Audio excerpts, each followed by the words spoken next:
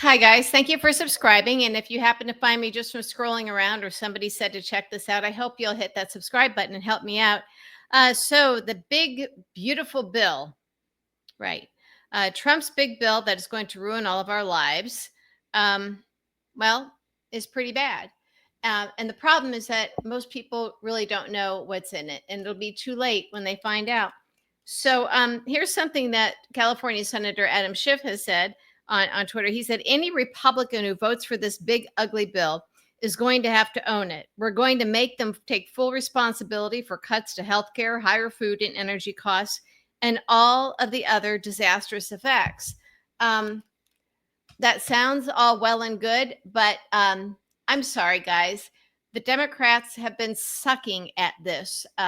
It is now basically July, right? And some of us, well, namely me, starting back in February, said we need to have daily press briefings by Democrats. I even did an op-ed in Dame magazine, and I've explained many times in this space and others how it can be done. Mark Cuban is on board with it. Everybody is. In fact, I have not found one person who can find anything wrong with this. In fact, most people are like, oh my God, why aren't we doing this? And because I worked on Capitol Hill for a long time as a communications person, I kind of know how to get this done. And I'm going to explain it to you once again, because I want us to not forget. I want us to pound on Democrats. It is insane. It is insanity that they aren't doing this on a daily basis. A daily press briefing, preferably by Pete Buttigieg. He'd be the best one for this, but somebody of note, somebody of stature to stand behind the lectern and do this on par with the White House press briefing. And the reason this would be so effective is because the White House press secretary, Trump's press secretary, is a liar, a bimbo, an idiot. She doesn't know her stuff. I mean, she's a nutcase, okay? And she's just not very good at it. So that alone, you'd think, oh, just for, production purposes, this should be pretty easy. But on content, because you have to go look for pushback on the big, beautiful bill, the big, ugly bill. You have to look for the pushback on anything. You have to look for the fact checking. Now, people like me are out there doing it in my little corner of the world, but that's not enough. And it's not enough for individual senators and House members to do it, or governors. It has to be done by somebody who is representing the party, not representing them necessarily in Congress, although there are certain basics that you can do. We still want Chuck Schumer to do his weekly briefings and Hakeem Jeffries to do his weekly briefings. But why are we not given a daily press briefing by Democrats on Capitol Hill? On Capitol Hill, in the Capitol. Again, and I if you think I'm sounding like a broken record, it's because they aren't doing this. And so we're just going to let it go. Demand it. Ask them why they aren't doing it. Because this is the most basic thing. And as I've said, the House and Senate press galleries already are stocked full of press. And remember, Trump kicked a bunch of press out of the White House briefing. So you want to get in the same news cycle. Not, oh, the White House says something stupid or wrong or incorrect. They lie. And then 3 days later, or 2 days later, some senators pop up on, Twitter or something.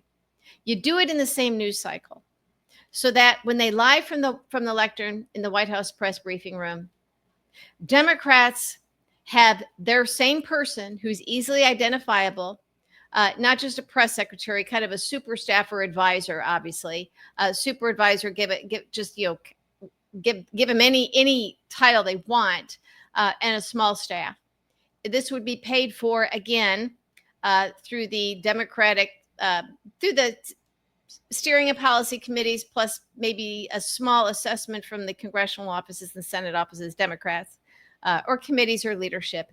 It actually would not cost that much. And the reason you do it in the Capitol is, just as I said before, the press are there. They're not going to go to the DNC. First of all, for those of you familiar with campus, as we call it, the DNC is a little bit of a hike from the Capitol building. So the press aren't going to go there. Also, importantly, the DNC is not their beat. Congress is. So if you do this under the auspices of Congress, paid for by Democratic members of Congress and the committees and the policy and steering committees, whatever, bingo. The editors and the editors and the producers, it's like, now we can do this. Okay? And they would do it. I guarantee you they would do it, and they would cover it. And so when you see the idiot in the White House press briefing room lying or not knowing what she's talking about or blowing things off or just acting like kind of a ditzy teenager, you balance that with a responsible grown-up on the Democratic side. And then you bring in occasionally for a drill down briefing, the shadow cabinet that we've been promised, and then we heard nothing about it. Remember, Ken Martin, the DNC chair, said they were going to have that like a people's cabinet. That's been months ago. Now we don't have anything. Nothing. On a daily basis, a lot of nothing. This is, I don't have words that I can say that wouldn't get me in trouble to describe how awful this is, that they can't get something this basic done. And it would be cheap, it would be effective, and I guarantee you, if you do it in the right time frame, like every day, you'll get in the evening news. There will be a Democratic response, fact-checking, calling them out, demanding answers. Maybe Fox News wouldn't do it or Newsmax, but the others would. It would be good TV. It would be good print. But most importantly, it's the information that Americans are hungry for. So you can't get mad. You can't get mad that people don't know what's going on out there and are casting, voting stupid. They vote GOP because they don't know any better, because Democrats aren't fighting back. I'm sorry, but they're not. And I'm livid about it. I've laid out how to structure this, how to pay for it, who should be the person. I even know how many staff members you need, because let's face it, other Democratic offices will be weighing in. And it's not happening. And it needs to be in the same room every day. So again, as I've noted, through the policy and steering committees, you can get a room that way, a permanent room. So they set up the cameras just like the White House press briefing. You have to make it as identical as possible to that in terms of structure, and where they can go every day. And there might be pool cameras. It could be a small room. And as I've noted, perhaps a Democratic senator would be willing to give up their Capitol hideaway office. They all have these hideaway offices. You wouldn't need that much room because there would be pool cameras. But I'm telling you, there's something I don't know what's wrong, but there is something very, very wrong in the fact that Democrats aren't doing this. Even if you do nothing else, even if anything else down the road you have to raise money to do it, it's going to cost money, you need, bigger planning. This is easy and necessary and extremely impactful.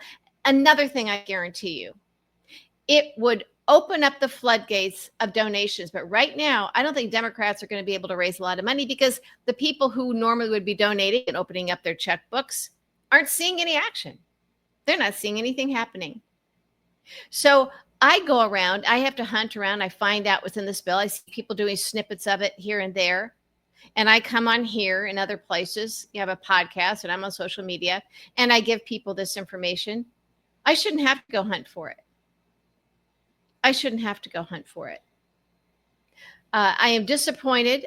First of all, I was excited that it seemed like the right people with influence were latching onto this idea. I thought, okay, now we're going. We're on our way.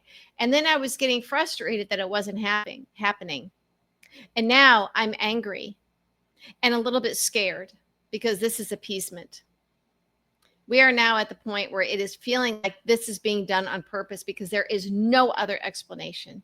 None. There is no downside to it, period. And everything about this is a plus. Why isn't it happening? Ask your Democratic House and Senate members.